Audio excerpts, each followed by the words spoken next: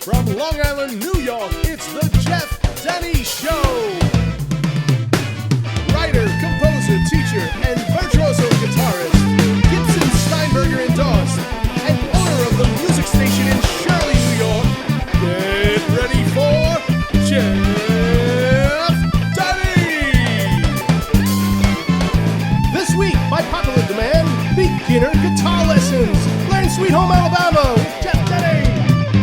Interesting interviews from Meatloaf, bassist extraordinaire Danny Miranda. Ryan Framato, best guitarist in the nation. Learn to mic drums, guitar in the music station's home recording clinic. It's happening now on the Jeff Denny Show. Hello everybody out there in television land. Today, due to popular demand, we are going to do a beginner piece. That's right, in the next 5 minutes you are going to learn Sweet Home Alabama by Leonard Skinner. Let me show you how it goes. It goes something like this.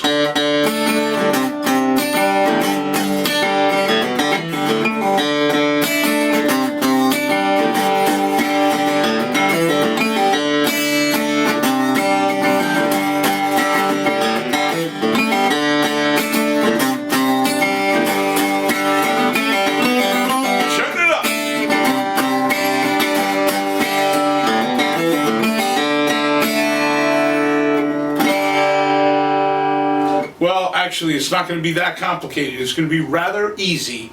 All you have to do is put your third finger here on the second string, and you can hear the tone I'm making. And then your first finger here on the third string, second fret, and you have these two sounds right here. Now try not to look at your right hand. Don't be doing this looking down. Try to keep your eyes straight ahead and aim for the strings and listen to the tone. You first want to get the fourth string tone that sounds like this. See that? That's the fourth string. If you're getting this or this, you're too low. You have to pick your pickup higher to go for the lower bass strings, and even lower, and even lower than that.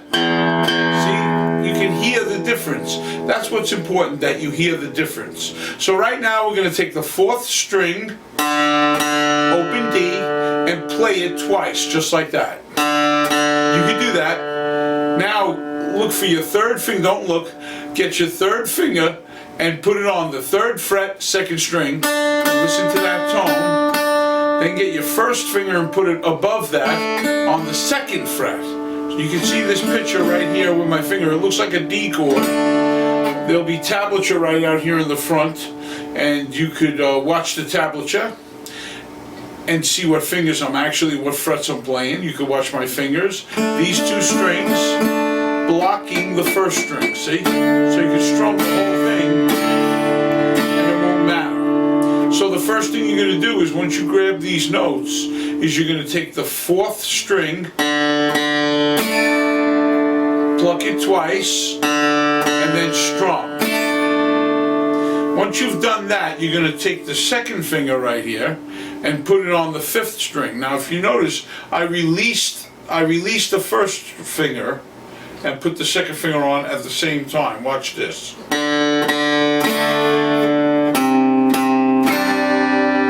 Once I put my second finger there, the fatty part of my finger automatically blocks the fourth string. So don't try to get all the strings to come out. This is really easy. Anyone could do it. I've taught a whole class of 15 people who never played the guitar before to do this in 10 minutes. So even though we only have 5 minutes, I know I can do it with you because it's just me and you. All right, let's do it. D string, open D, fourth string. Oh, by the way, if I'm going too fast for you, you can go to YouTube and you could actually download the YouTube video. It should be called The Jeff Denny Show, Sweet Home. Okay, so one more time, the Jeff Denny Show, Sweet Home. And you can subscribe to Jeff Denny's video list, and then you'll get all our videos. We have a whole bunch of teaching videos up there and concerts. Okay, so once again, if I'm going too fast, please look for the video on YouTube, download it, or just you could repeat it over and over until you get this right. So it's the 4th string D, struck 2 times, and then the chord. That's all it is. Now release your first finger and put your second finger on the 3rd fret, 5th string. You hear that? How deep it is compared to this? So now we're going to hit that and strike the whole chord. And the notes that we want to ring out should ring out right away, no problem. The notes that are muted should be muted without even trying. So don't try to do anything. Don't look at your hands. Just feel the string. Put your 3rd finger on the second string, 3rd fret, and your second finger right here, the middle finger, on the 3rd fret, 5th string. And here's what you have. Just 2 notes. Listen to this beautiful contrast from the D to the C. The next chord is even easier. Am I going too fast? Remember, you can download this video on YouTube. The next chord, I just lift my second finger up 1. It's one of the greatest songs ever. You get everybody jumping and having a good time, singing this around the campfire. Everybody starts to sing, Sweet Home Alabama. Okay, so let's get this down, all right? Open D, 4th string, then strum. Then the 5th string. Like that. Now, the 3rd finger never leaves the spot. It never leaves that spot there. It stays there the entire time.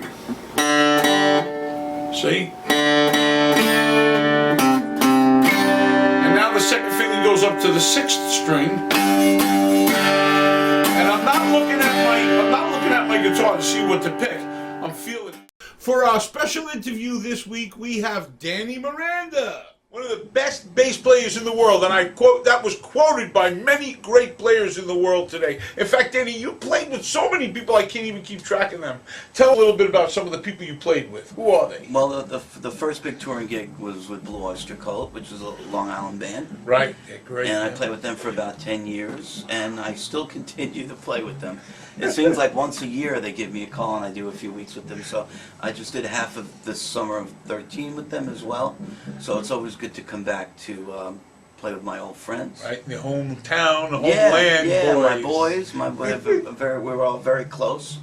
And it's like coming home every time I play with them. And then I toured with Queen and Paul Rodgers from 2004 to the end of 2008. When that ended. And let me stop you right there. There is an amazing footage on YouTube of you playing with Paul Rodgers in front of maybe 30,000 people. Yeah. It was amazing, man. You doing that stand-up bass. Yeah. That was electric stand-up bass. That's the old, Roger Taylor was a big Gene Krupa fan. Gene Krupa used to play a solo with the upright bass player and then stand up and play the bass with his sticks. Wow, amazing. So we kind of took it from that. Oh, that was great. So he's not a big fan of drum solos. So he said if I do something with the bass. Yeah.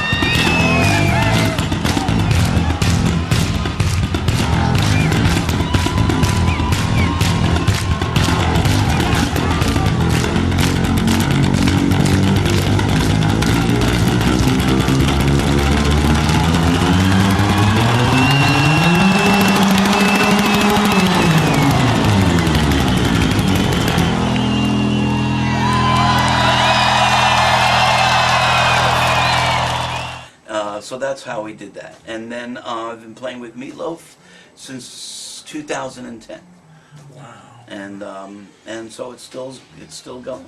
So how did you get hooked up with? Where was your start? Like, how did you get hooked up with Blue Oyster Cult?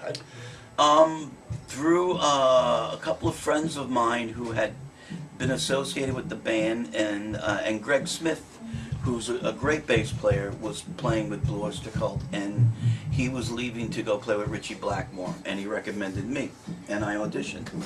It was really that simple.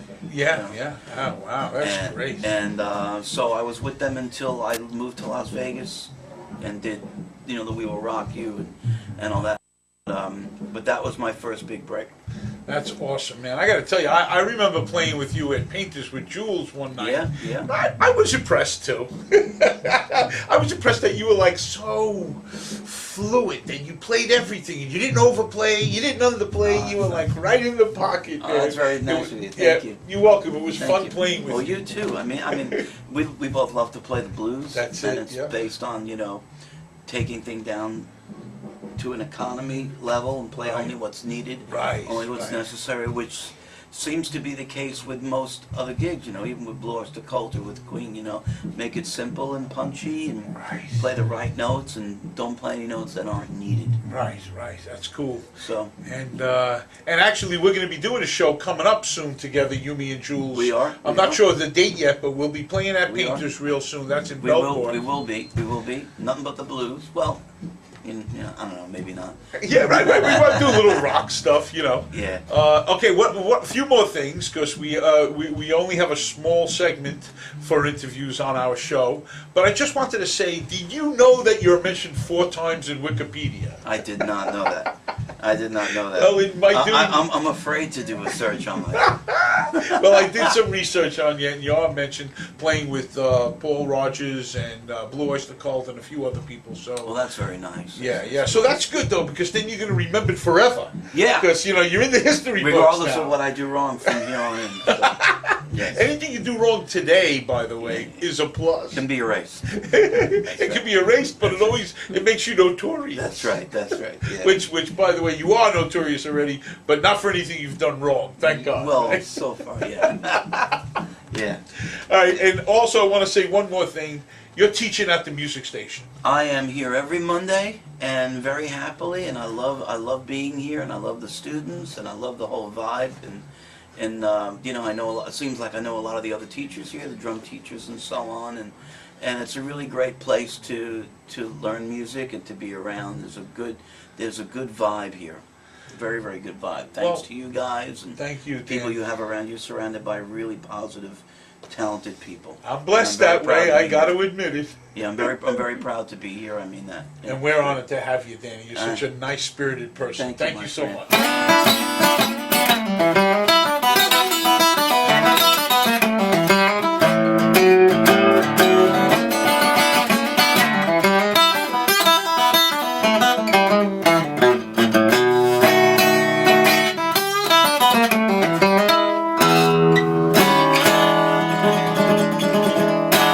All right, hello everybody out there in studio audience. Listen, today, right now, we're going to do the video of the week with Ryan Famano, one of the nation's best guitarists and also one of the best shredders right here on Long Island.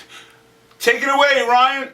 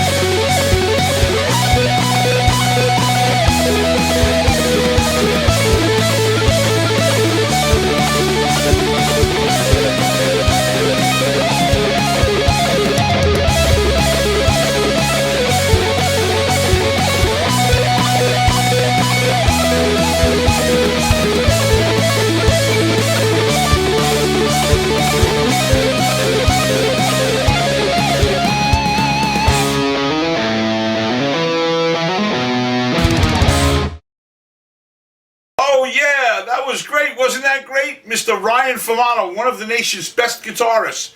Actually, Ryan is accepting students right now at the music station. That's right, Jeff Denny's music station, located right here in our studio. So make sure you give us a call or write in and let us know when you want to start with one of the best shredders in the world. All right, what do we got next? Let's see, next is, oh yes, we're going to do some recording concepts and how to mic drums, and how to mic amplifiers, and that's coming up next.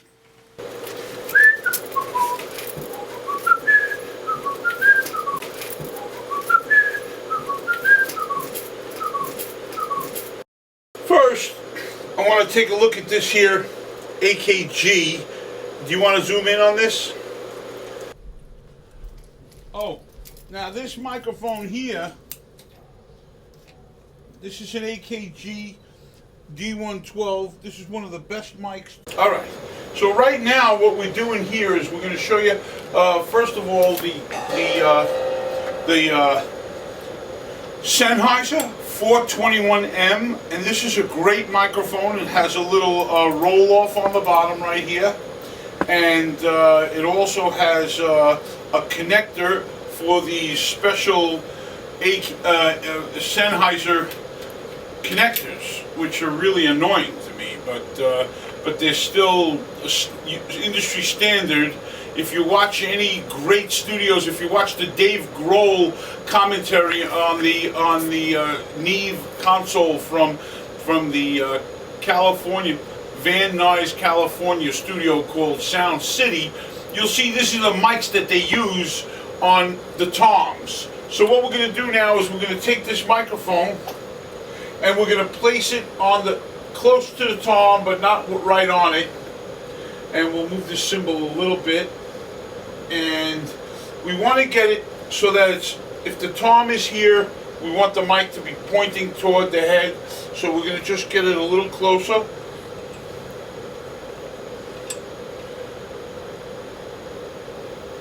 And then we're going to point it down like that. See that? Okay, so let's get a little closer and point it down like that. That's pretty good. Okay, so you see that microphone right there? Can you see it? That one over there? That's pointing down at the floor tom. So we have the floor tom. Oh! We have the floor tom. We have the all four toms mic'd with the Sennheisers. Alright. And that slides right up like that. And this is going to go like that. And so we have all four toms, the little tom, the medium tom, the other tom, and the floor tom. Then we have over here, can you see this right here? The snare. We have a mic going up on the snare, right there. And then we have another one on the bottom. See down there on the bottom? Okay. This is a condenser microphone we use for the hi-hat, and we keep it pointed this way so it doesn't pick up the snare drum. Okay, so we're miking the snares underneath the drum over here, and we also have another mic on the batter side of the kick, just to make sure. We have these two overhead mics up here, the AKG overhead mics. You want to back up so you can see them? Let's get those AKG overhead mics in there. And also we'll use a room mic once we clear out the room. Okay? Alright, now that we have the drums all set up and mic'd, let's have Byron play it so we can listen to what it sounds like.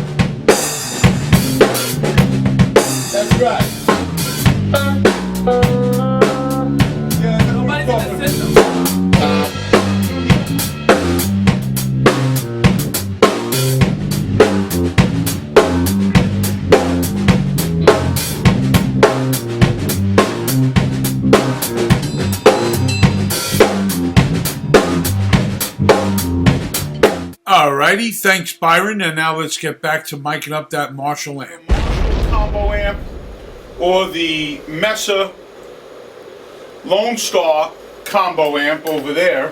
Basically what we're going to do is we're going to take a microphone, and the best mic I like to use is an SM57. Everybody has their preference.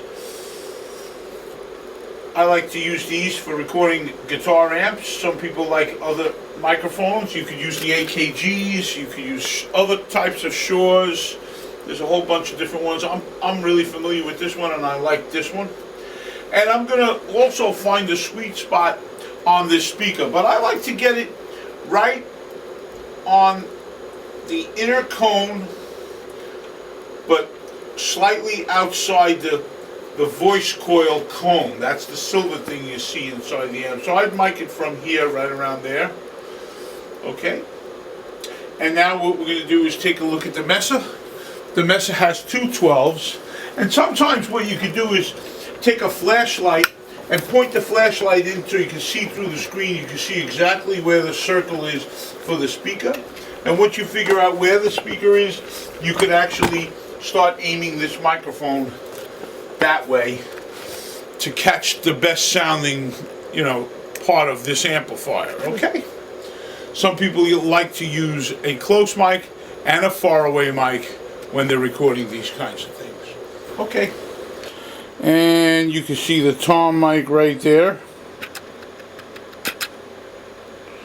That's the tom mic. And it's got some good action on the tom. That's all you really need with the Sennheiser. And you could see this here tom from this side is pointing right at the drums, but not over the drums. That's going to get some really good sounds right there. Okay. And you'll see there's also a batter mic down there. Alright, one cool feature I wanted to go over that we use here at the Music Station studio is the quick release jack, which is right here. And before, you might have seen me setting up the overheads, because we use different mics for different situations. So if you look, this is what we call a quick release, and this way you don't have to stand there screwing mics on. Boy, that takes a lot. We sell these at the Music Station also, and and what you do is you put this right on here like this, and there's a little snap, and that goes on just like that. And now, your microphone easily could get hooked on. This way you could actually switch it out if you need to. Here's another one right here that we use. So I can take it off of one mic stand and put it on the other, and it's as easy as that. And these are called quick release mic holders and stuff like that, okay? Quick release. This way you could just release it, switch mics. For studio situations, this saves a lot of time, and so there you go. See you later.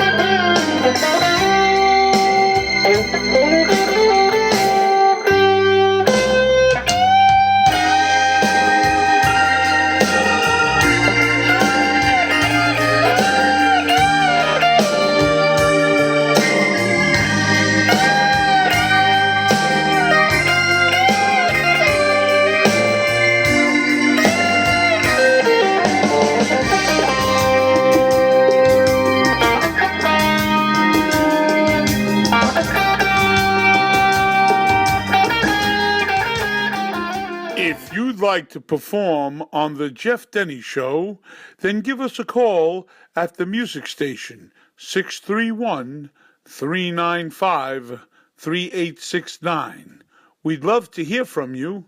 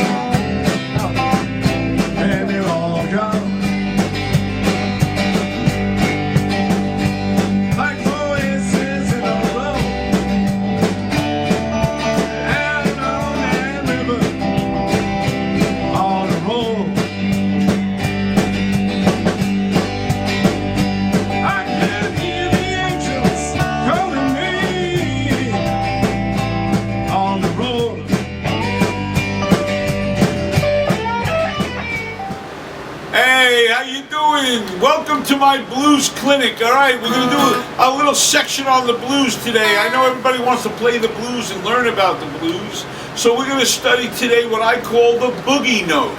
And that's this little G to G sharp right here. And then you pluck that little root after it, so it's going to go like this. Listen to this. Doesn't that sound nice and sweet? Now I'm going to bend the G note here.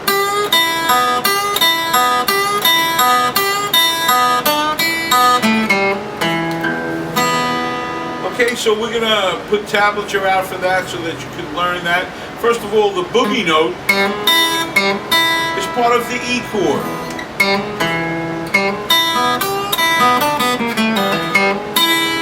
So you don't see that note in any scale because it's not in a scale. It's the boogie note, okay? And this note over here is the Dorian note. So when you hear like Hideaway by Eric Clapton,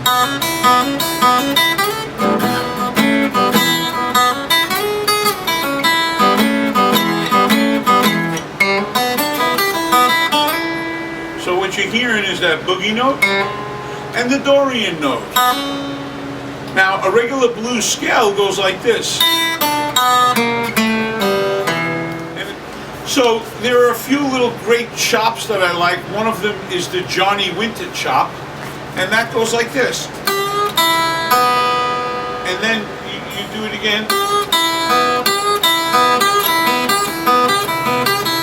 And after you do that a couple of times, what I'd like you to do is alternate the bend note on the different strings like this.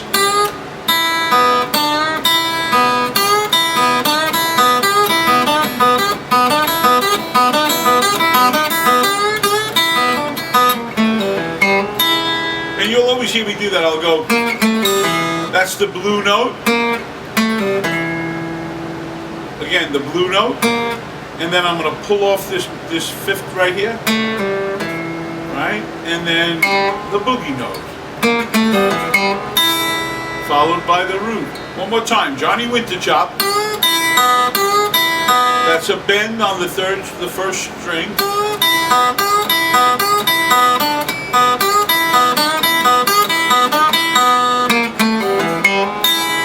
And here we go. Yeah, how nice that sounds? Doesn't that sound great? Here's another little Stevie Ray Vaughan chop for you blues guys. So you'll hear him do that a lot. All right, one more time. All right, so there's a couple of things going on. Alright, now we're ready for our beginner class on guitar. And for today's beginner class lesson, what we're going to do is a couple of chops. Now, what is a chop? Well, a chop is something that sounds hard to do, but it's really easy to do.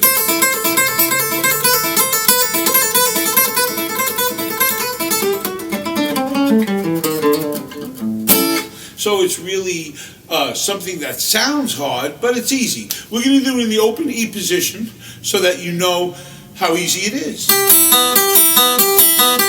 There it is. That's what I call chop A. So everybody grab a hold of the first string, pluck it on with the third finger on the third fret, then pull it off. Like that. You got to pull it off. Just like that. You just, look, you can make the sound just from pulling it off, just like that. That's fun. You know, some people go like this. You can do that. That's cool, man. Just have fun doing that.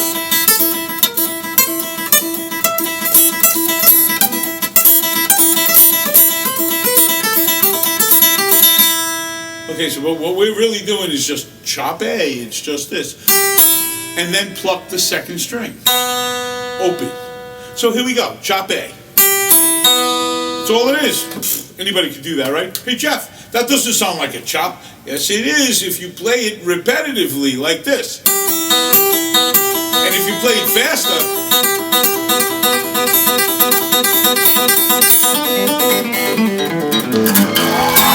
can play right up the strings like that. Isn't that cool? All right, so just learn to play that chop. second string. Do the same thing on the third string. Then the fourth. Get good at it on the fifth. And then do it on every string once. And it sounds awesome.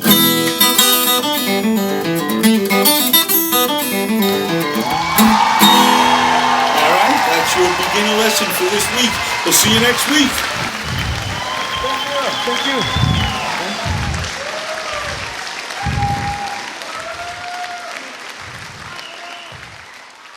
Today we're going to talk about one of the most important chops on the guitar.